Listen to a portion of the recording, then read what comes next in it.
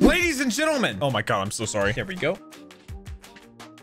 It is time to argue. Oh, maybe agree. We'll see. What's going on, guys? My name is Jack the Bus. You can call me Aishinobi. Welcome back to a brand new video. Today we have part 2 of Let's Argue Naruto Edition. Now, if you didn't catch the first one, it's up on the channel. It's been up for about 2 months now. If you aren't familiar with the series, here's the basic concept. It's inspired by Anthony Fantano, aka the Needle Drops Let's Argue, where he takes basically opinions from his audience about music for him, and then it either kind of agrees with them or argues against it. So that's basically what we do here. I take comments from my Patreon, and this time a couple from YouTube, and I give my opinion on the matter at hand. Anything remotely involving Naruto, whether that be about the universe, you know, the show, the characters, anything. Again, this time I did take a majority of the comments from Patreon, and I want to open it up more to like Twitter and different platforms. So make sure you're following me on all those that are linked down below to be involved in the next one. With that being said, let's argue. At this point in both series, OG Naruto / Boruto, new Team 7 washes original Team 7 up until maybe the Sasuke retrieval arc. The only group that stands a chance is Team Guy. Now, I'm gonna say for this one what I'm gonna say for probably a couple of them is that I'm only 50 episodes deep into Boruto, so I probably can't give my full opinion on this, especially since I haven't seen, you know, all that Boruto can do, all that Sarada can do, all that Mitsuki can do. But I will give you, new Team 7 is insanely impressive, but it's kind of hard to compare them because there's very different standards in this day and age of the new Shinobi. I don't know, man. I mean, original Team 7 just had so much heart, but I kind of get where you're coming from, because from my perspective right now, I see Sarada as a more talented Sakura when she was a kid, and I think that's just due to better writing, honestly. Mitsuki is just cracked from what we've seen, the fact that he has Sage Mode as a child. I think he could go toe-to-toe with Sasuke. And Boruto, of course, we know him as this prodigy. They literally call him that all the time. Despite the fact that he may slack off and he doesn't really care about anything, he's still very powerful. The way Orochimaru approached his goals was not noble, but his true goal was indeed noble, wanting to learn and research all about the world. For that, he needed eternal life, which unfortunately didn't have any ethical way of acquiring. And in response, Nick Evans said not trying to argue or say that you're wrong, but is wanting to learn a noble thing, because it wasn't for himself or for him to share for the world. And I think Nick kind of hit it on the head of what I was going to say to Nyan, was that in most cases when Orochimaru was talking about like how he wanted to gain all the knowledge and know everything there was to know, correct me if I'm wrong, but I don't believe he was ever like, yes, once I collect all this information, I become an all-powerful being.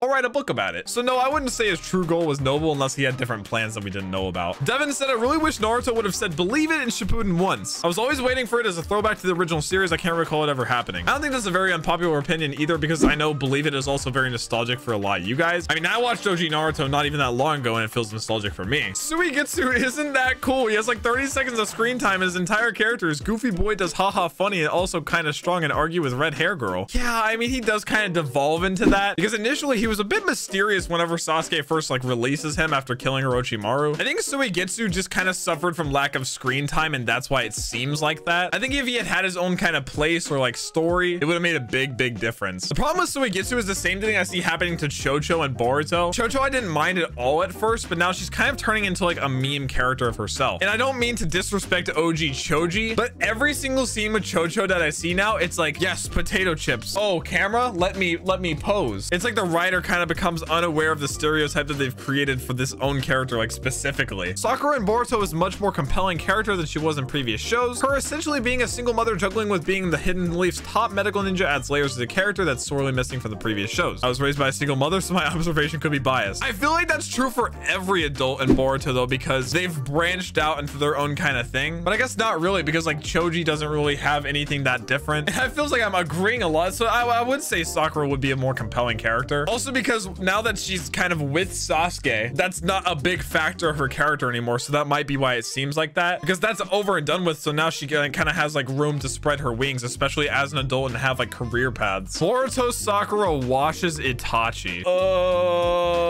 I would say washes is a really strong word. Now, I'm not gonna lie, I did laugh whenever I read this at first, because I was like, there's no way that Sakura would wash Itachi. But I thought about it a lot more, and it would be a lot more even of a fight than I initially thought. I mean, Sakura knows pretty much everything there is to know about like what Itachi would do, I would assume, because it's Boruto Sakura. So she would know that he would like have Amaterasu and all that. I'm pretty sure she could break through a Susanoo. Correct me if I'm wrong, but I don't know, man. Itachi in Naruto was very fast. I think this opinion assumes the fact that Sakura would be able to catch up to him or get to him very quickly, but in reality, I think Itachi is still faster than her, which would be kind of like the breaking point in that kind of fight. I think this is probably the most interesting comment, so let me know down below who would win. I know a lot of people were just gonna be like, Sakura bad, why would she win? But think about it a little bit more. I would still say Itachi wins, and Boruto Sakura washing is a pretty exaggerated, but it's definitely a little bit closer of a fight than I would have initially thought of just like thinking about it. Technology level doesn't make sense in Naruto. One time they have microscopes, CCTVs, radio transmitters, Zoom meetings, electrical lines, satellite dishes, wireless transmitters, and the other time they deliver crucial information via birds or via chakra meditation. No, I would say Naruto technology kind of makes sense. I think these other methods are like, I mean, we see like the birds traveling through like usually like war scenarios, right? Messages that you may not want to be intercepted, although I feel like a bird could be intercepted pretty easily if you really try. But I think the technology level in Naruto makes more sense than like the gap to Boruto. And the only reason I say that is because Naruto, like the Leaf Village hadn't changed that much since the older times. I'm talking like 50 plus years ago. But in the 10-year gap between Shippuden and Boruto, I mean, they have like Nintendo Switches, bro. So no, I would say the technology level does kind of make sense in Naruto, but the gap between Naruto and Boruto makes little to no sense. If it had been longer and a longer amount of time, or we had seen more of a development from like Hashirama and Madara's time, then I would say yeah, but no, I don't think so. I think it kind of works out. Apart from Minato, Kakashi, and Itachi, Boruto is the most talented Genin. See, I don't know. I would say yeah, Minato, Kakashi, and Itachi for sure. I think Sasuke was a really talented Genin as well, but it also depends on what you consider like talented. But yeah, I would say Boruto would be around that same kind of pool, but I wouldn't count Sasuke out. Aoba is one of the most underrated Jonin in the entire Naruto series. This guy was one of the only people to go hand to hand with Kakuzu.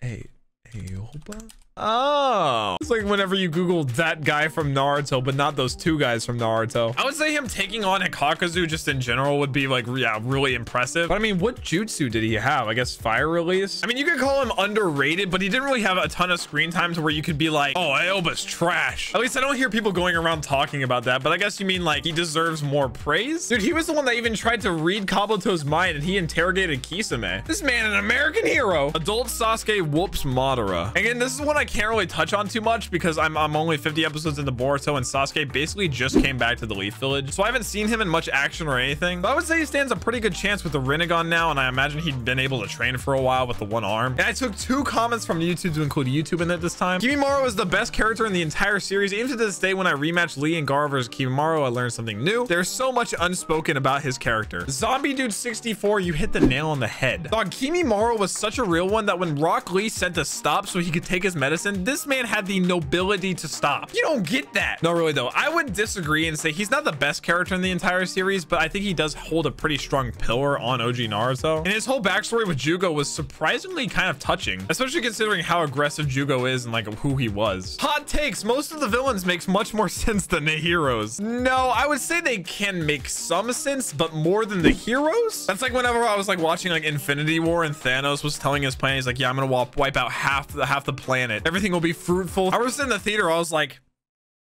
sounds kind of cool. And then I was like, oh, I mean, but like people would be separated from their families. It would be tragic. But no, I mean, like there are some parts of the show. I think that's when you can like differentiate a good villain from a bad villain, is when you can kind of relate to them and be like, oh, I can see like why they would think that, like why they would want to do this. I feel like in a way, Obito is one of those villains. I know he gets memed on a lot. It's like Obito tried to do this because he like had a crush on a girl. It was a lot deeper than that. It was like the whole like war changing him and whatnot. But yeah, I would say like good villains are made that way. Drop a comment down below and let me know your favorite villain in a show or like movie or anything, and why exactly they're your favorite villain, because like I said, I feel like when you can relate to them, that's like one of the most important aspects. Either that or they're just like really insanely cool. But guys, that's going to be it for Let's Argue Naruto Edition Part 2. I hope you guys did enjoy. Be sure to let me know down in the comments below if you want to see these more often. I'd like to, but I feel like if I do them too often, then we're going to just get like repetitive comments. I'd also like to do them about other series. So like whenever Attack on Titan, probably this new season finishes airing, I think that'd be a lot of fun to do as well. So just as always, let me know down in the comments below. You guys know I always like read them and I talk to you guys. And stop by my Twitch stream to let me know. Twitch.tv/JackTheBus. I'm live 3 days a week. Guys, just like always, more Attack on Titan, the game episodes coming later this week. I believe 2 more this week. We're on our way to 50,000 subscribers, which is absolutely insane. On our way to 100 on iShinobi. So I really just can't thank you guys enough for all the support and love lately. But with that being said, I hope you guys have a wonderful rest of your day as per usual, and I'll catch you in the next one. Peace.